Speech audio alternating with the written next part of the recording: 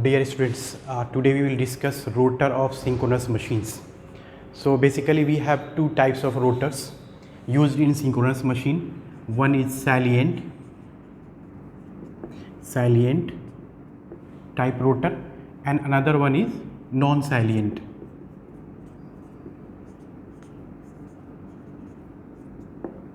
Non-salient type rotor. So salient type rotor, this is also known as cylindrical.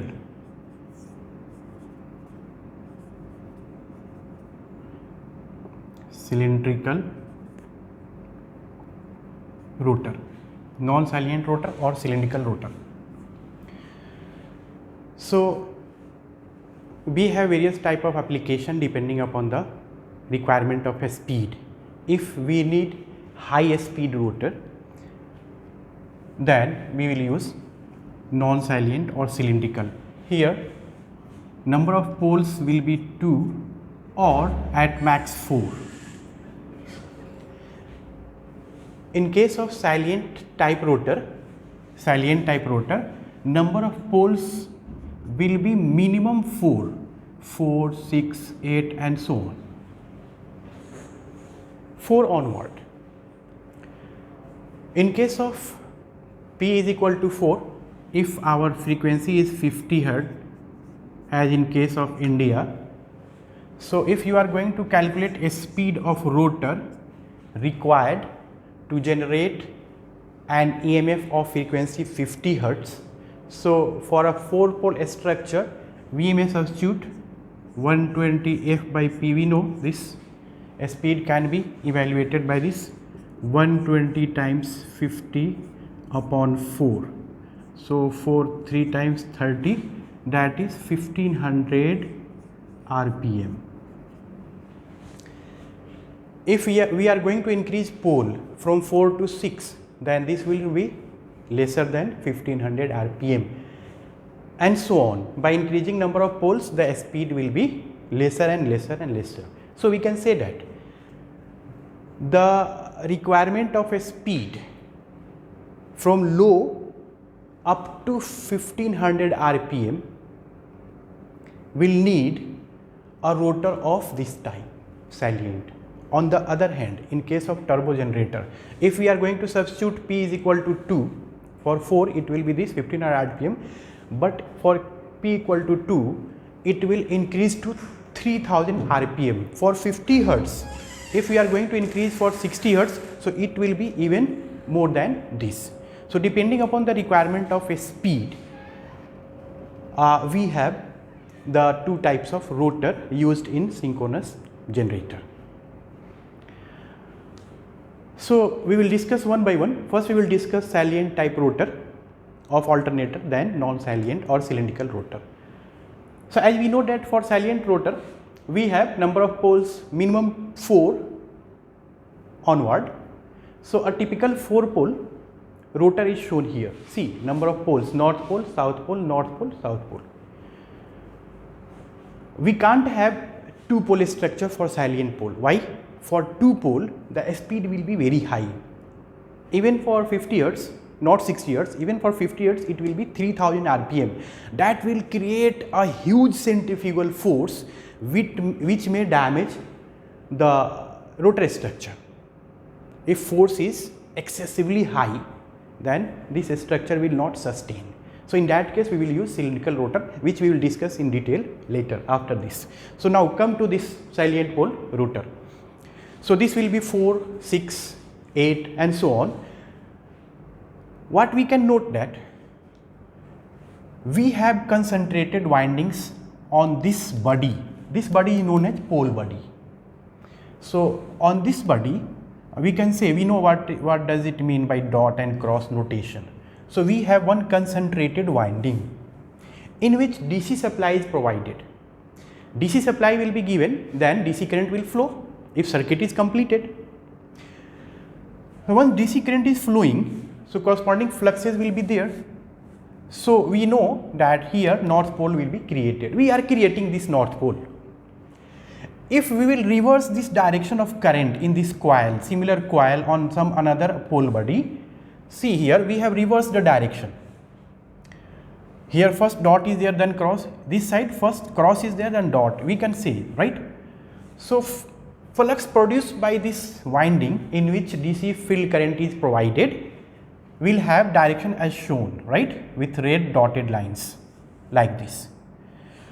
So we can say that here we have produced south pole effect as the direction of flux lines may be observed. I have shown just few lines for representative case. You know that through this body the path having minimum reluctance will have more and more fluxes. So one closed loop will be formed as shown, creating north pole here, south pole here. Again we can create north pole here and south pole here, means we are going to create poles alternately, one north then south, north south. Why? We will discuss it later, but as far as construction is concerned, we will focus on the orientation of various parts of rotor and their reason behind it. So far we have discussed that we have concentrated winding on each pole body. These are pole body. You may write, if you want, you may write this as pole body. So on each pole body we have field windings, and each field winding is series connected to form a single winding. The winding associated with each pole is further connected in series to form a single field winding. So we have single field winding and we may represent it like this, plus minus something like that, and whatever current is flowing through this we may represent IF, means the same field current which is having constant value DC in nature is flowing through each coil associated with each pole, creating alternately north and south pole depending upon our requirement. Here we have considered a typical 4 pole structure. The same can be understood for 6 pole structure, for 8 pole structure, even for 10 pole structure. Alternate north and south pole are being created by a single field winding. Now what happens next? Once you are going to rotate this rotor by means of any prime mover, the associated field MMF will also rotate. These MMF will link to the stator winding discussed yesterday. Here I have not shown the detail of slots and the stator winding. This is the stator part. In between air gap is there. So the conductors placed on a stator will experience that flux are cutting once you are going to rotate this rotor, as you have given DC supply here. So corresponding field is there.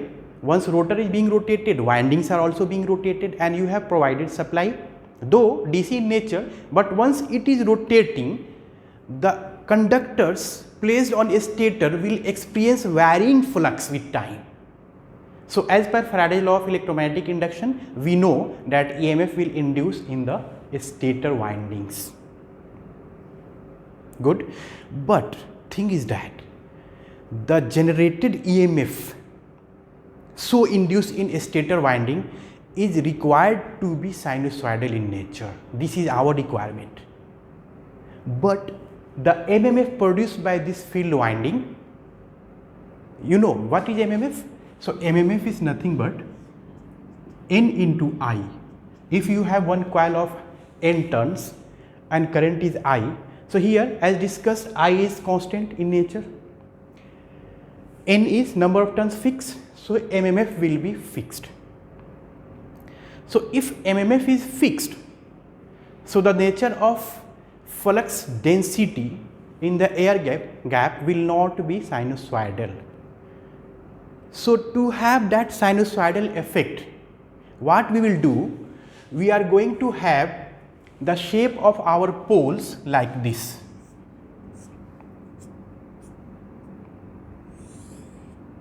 See, this is a stator and I am showing one pole. So here you can observe that the air gap in the center is minimum. Why I am doing this will be explained later. First observe that the air gap in the center is minimum. As you are moving away from the center, the air gap is increasing and you can see that at the end it is maximum as you are moving. What is the reason behind this? This shape of pole is known as chamfering. You can say chamfered pole, chamfering of pole. So why we need to have to chamfer a pole in case of salient pole rotor? The portion where air gap is minimum, reluctance will be minimum, and the portion where air gap is more, reluctance will be more. So what will be effect on fluxes? We know that flux may be written as MMF upon reluctance, that is Ni. MMF we have fixed constant for our setup, constant number of fixed number of turns and DC nature of current. But by varying R, reluctance phi will vary. So where phi will be more? Where R is less. Where R is less, reluctance, we will say reluctance sometimes denoted by S also. So this is reluctance. So the position, central position where air gap is minimum, reluctance will be minimum, so flux density will be more.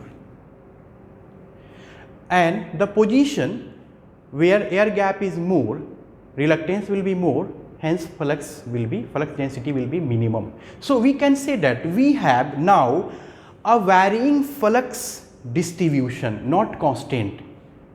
And you may further observe that for this shape, that distribution is having a sinusoidal nature. So depending upon the amount of that, extent of that sinusoid, you can vary the gaps. You can design different structures. Suppose sometimes this is also sinusoidal, this is also sinusoidal, this is also sinusoidal. So depending upon your requirement of peak value or depending upon your form factor or maximum value, whatever, we have different design of such varying air gap for our salient pole. So far we covered why we need chamfered pole. What is the reason behind this?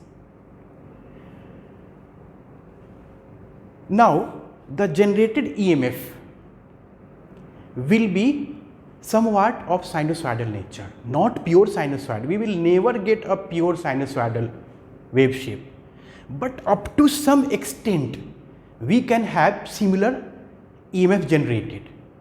So what will be its effect? If we don't have pure sinusoidal generated EMF, then it will contain one fundamental component and some harmonics. We don't want harmonics, we don't want disturbances at any cost, right, in signals also. So to reduce those unwanted harmonics, we do some other things which will be discussed later, like distribution. One part is we discussed that stator windings are distributed in various slots. So this is also one of the reason to reduce these unwanted harmonics. Short chorded winding, we use short pitching, right, fractional slot. So these are the additional steps taken to make our generated EMFs in the stator winding nearest to sinusoid. Fine. Now come to the pole shoe. This portion, upper portion is known as pole shoe. See the structure, the shape is somewhat like shoe. So name is pole shoe. This is body, pole body, this is pole shoe. So in pole shoe, holes are drilled. We are talking about salient pole structure. So holes are drilled on pole shoe, just right here, pole shoe, and copper bars are inserted in these holes. So on each pole we have copper bars inserted on the pole shoes, and these copper bars are brought out together, connected at both the end by end rings. So you will have a structure similar to that of a squirrel cage rotor of 3-phase induction machine. So why we are doing this? The reason behind this, having copper bars inserted on pole shoe and connected at both the ends with the help of end rings and forming a structure similar to that of a squirrel cage rotor of induction machine is point number 1. In case of any disturbance, now you have alternator, working alternator generating EMF connected to the system, power system, with the help of transformer or sometimes directly, whatever. So this is a part of system. So in case of any disturbance at any part of the system to which this alternator is connected, this will experience oscillation. Rotor will experience oscillation. So we need to damp out these oscillations. So these are helpful, such structures are helpful in damping out of oscillations in case of disturbance. Suppose sudden load change, that is also a disturbance, type of disturbance. So this is one of the advantage of having copper bars, damper bars, also known as damper bars, the advantage of damper winding. Second advantage, when our synchronous machine is used as synchronous motor, so at that time it helps in starting the motor, similar to that of induction motor. How? When we are going to use our machine as a motor, it means we have input as electrical supply, 3-phase balance winding is supplied with 3-phase balance supply. So rotating magnetic field is produced, rotor is stationary. So copper bars are there in which EMF will induce, and these bars are shorted, means circuit is complete, so corresponding current will flow. Those conductors, current carrying conductors will experience force because rotating magnetic field is there. Again, as per Faraday law of electromagnetic induction, relative motion will be observed by the conductors on the rotor. So EMF is induced, current is there, force is there, and it will start rotating. Once it will attain a speed corresponding to synchronous speed, means it has reached synchronous speed at which the relative speed between these conductors, damper bars, and rotating field will be 0, as both are rotating at synchronous speed. See, rotating magnetic field is rotating at synchronous speed, and once the rotor has attained synchronous speed, so there will be no relative speed between the damper bars and rotating field. At that time no EMF will be induced, so at that time it will not affect the running condition of the motor. Fine. So these are the two reasons to have holes drilled on pole shoe and copper bar to be inserted in this. Fine.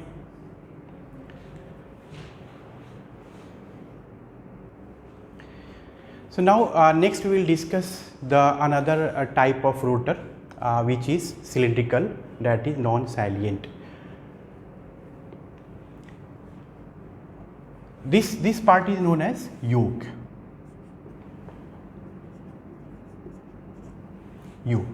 For small machines this is made up of cast iron, but for larger machines we can use laminated structure.